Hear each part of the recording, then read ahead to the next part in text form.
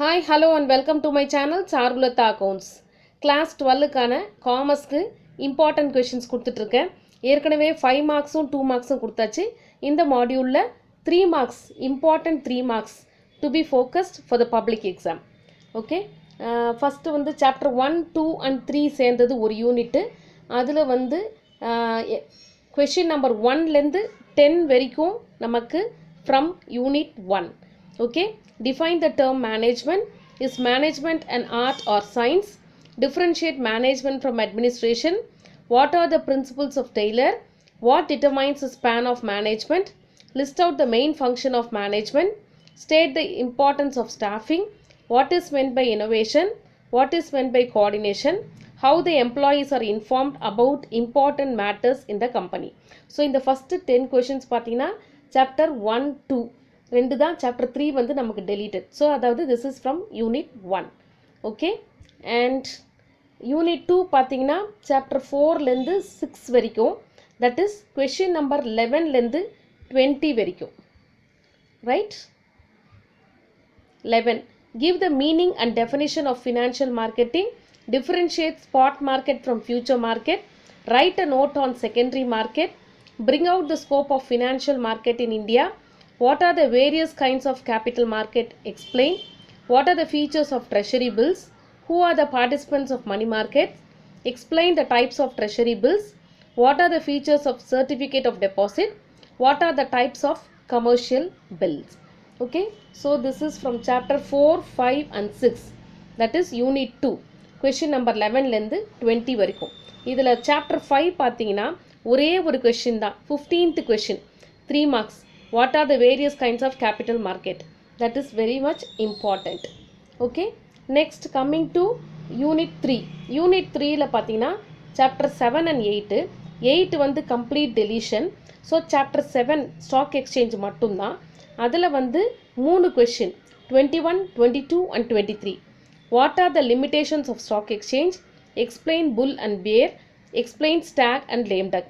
So இது வந்து as per the reduced syllabus பிரகாரம் இருக்கிற கொஷின்ஸை நான் கொடுத்துருக்கேன். நான் சொல்லும் போதே உங்களுக்கு யூனிட் வைஸாக சாப்டர் வைஸாக சொல்லும் போதே you can understand the importance. So சில யூனிட்ஸில் இப்போ நீங்கள் யூனிட் 3 பார்த்தீங்கன்னா 2 சாப்டர், அதில் வந்து 8th சாப்டர் டெலீட்டட், அப்போ சாப்டர் 7 மட்டும்தான். அப்போ அது எவ்வளோ இம்பார்ட்டன்ட், அந்த 3 கொஷின்ஸ் தான் 3 மார்க்ஸ் தான் இருக்குதுன்னு போது அதை நம்ம இம்பார்ட்டன்ஸ் கொடுத்து படிச்சுக்கணும். Stock exchange lesson is very very important, both regarding 5 marks and 3 marks. Okay, now coming to unit 4. Unit 4 பார்த்தீங்கன்னா lesson 9லேருந்து 14 வரைக்கும், அதில் 10 and 12 வந்து நமக்கு deleted. ஓகே, ஸோ 10ல் இல்லை, ஆக்சுவலாக deleted கிடையாது, 10 நமக்கு இல்லை, அதில் எந்த கொஷின்ஸும் இல்லை. ஸோ கொஷின் நம்பர் 24லேருந்து 36 வரைக்கும் ஃப்ரம் யூனிட் 4. கொஷின் நம்பர் 24 பார்த்தீங்கன்னா define the term human resource management. What are the characteristics of human resource? What are the significance of human resource? State the functions of human resource management. இதெல்லாம் human resource lessonலேருந்து வருது. And then next வந்து அந்த recruitment lesson நினைக்கிறேன், 28th question. What is stress interview? What is structured interview? Name the types of selection test. What do you mean by achievement test? What is aptitude test? How is panel interview conducted? இதெல்லாம் from chapter 11. chapter 12 வந்து நமக்கு deleted. Then chapter 13 ஒரு question தான், what can be marketed in the market? What are the objectives of marketing? 13 and 14 சேர்த்து 34, 35 and 36 actually. What is the need for market and explain the concept of marketing. So 36 வரைக்கும், that is question number 24லேருந்து 36 வரைக்கும் நமக்கு unit 4, that is chapter 9, 10, 11, 12, 13 and 14. 12th lesson deleted, 10th lessonல எந்த 3 மார்க்ஸும் இல்லை. Okay, now coming to unit 5. unit 5 அப்படிங்கிறது chapter 15. அதில் பார்த்தீங்கன்னா 37, 38 and 39 from chapter 15. 37 வந்து what are the advantages of e-marketing? Discuss the objectives of e-market. And 39 வந்து explain in detail about niche marketing. இது வந்து from chapter 15. And இது வந்து unit 5. Unit 6 வந்து 16, 17 and 18 சேர்ந்தது யூனிட் 6. ஓகே, அது வந்து ஃப்ரம் 40th கொஷின்லேருந்து 45 வரைக்கும். Okay, 40. What are the important legislation related to consumerism in India? What is meant by artificial scarcity? Write the importance of consumerism. Artificial scarcity is compulsory question.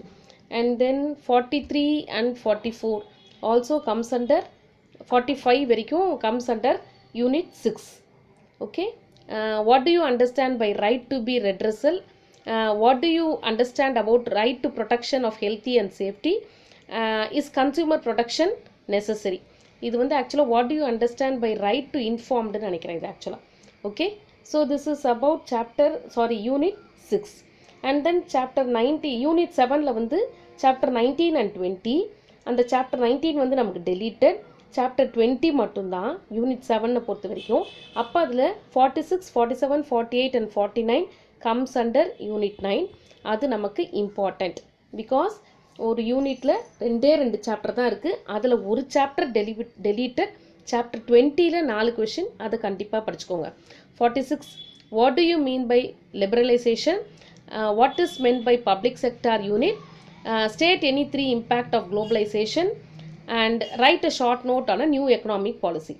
This is about unit 7. Then unit 8 வந்து chapter 21 and 22. அதில் பார்த்தீங்கன்னா question number 50லேருந்து 54 வரைக்கும். Explain the meaning of agreement to sell. Discuss in detail about existing goods. Discuss the implied condition and warranty in sale of goods contract. Explain the nature of negotiable instrument. So இது வந்து unit. இன்னும் ஒரு கொஷினும் இருக்குது. Distinguish between negotiability and assignability. இது வரைக்கும் நமக்கு unit 8, that is question number 50 to 54. அடுத்தது யூனிட் 9 பார்த்தீங்கன்னா சாப்டர் 23லேருந்து 23, 24 and 25. ஓகே, இதில் சாப்டர் 24 நமக்கு டெலீட்டட். அதனால் கொஷின் நம்பர் 55லேருந்து ஆரம்பித்து 61 வரைக்கும் நமக்கு யூனிட் 9லேருந்து வருது. Okay, define entrepreneur, distinguish between entrepreneur and manager, list down the commercial functions of entrepreneur and explain them shortly. Explain the promotional functions of entrepreneur. What is Startup India? Expand the following: STEP, JAM, TRIP, MSIP, SEED and GEN IDEC.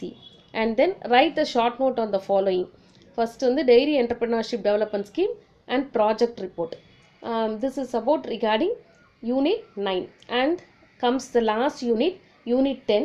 அது வந்து question number 62லேருந்து 70 வரைக்கும். Okay, இதில் வந்து கொஞ்சம் கிட்டத்தட்ட 8 questions நமக்கு வருது. Okay, 62லேருந்து 70 வரைக்கும். What do you understand by issue of securities at premium?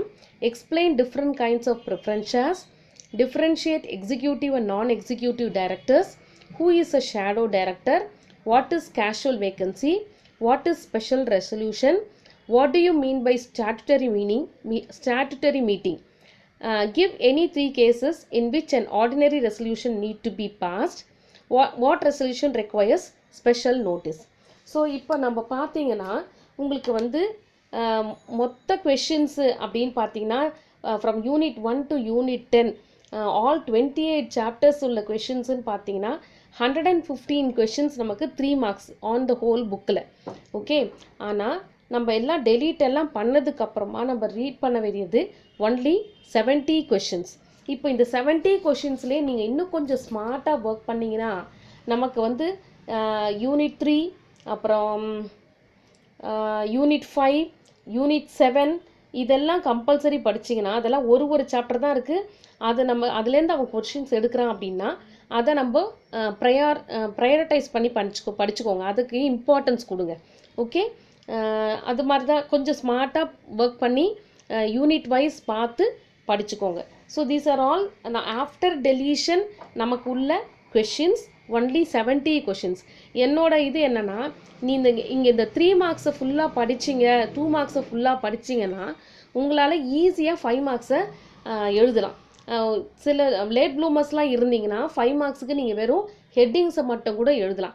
என்னை பொறுத்த வரைக்கும் நான் ரிவிஷன் பண்ணும்போது பார்த்தேன்னா 3 மார்க்ஸ் எல்லாம் ஃபஸ்ட்டு படிச்சுட்டு அதுக்கப்புறம் 5 மார்க்ஸ் போனீங்கன்னா ஈஸியாக அதுலேருந்து உள்ளதை எடுத்து எழுதிக்கலாம். 5 மார்க்ஸ் வந்து இதில் என்ன படிச்சிருக்கீங்களோ அதையே அப்படியே 5 மார்க்ஸுக்கு அப்படியே நீங்கள் எழுதுகிற மாதிரி தான் இருக்குது. ஓகே, ஸோ காமர்ஸ் எக்ஸாம் வந்து ரொம்ப நல்லா பண்ணலாம். ஸ்மார்ட்டாக ஒர்க் பண்ணுங்கள், ஹார்ட் ஒர்க்கும் பண்ணுங்கள். But we can do it. Okay, இதுக்கப்புறமும் பெட்டர் லேட் தேன் நெவர். ரிவிஷனுக்கு நிறைய டைம் இருக்குது, எடுத்து படிச்சுக்கோங்க. இப்போ ஏற்கனவே எல்லாத்தையும் நம்ம போட்டாச்சு videos. Just you have to revise.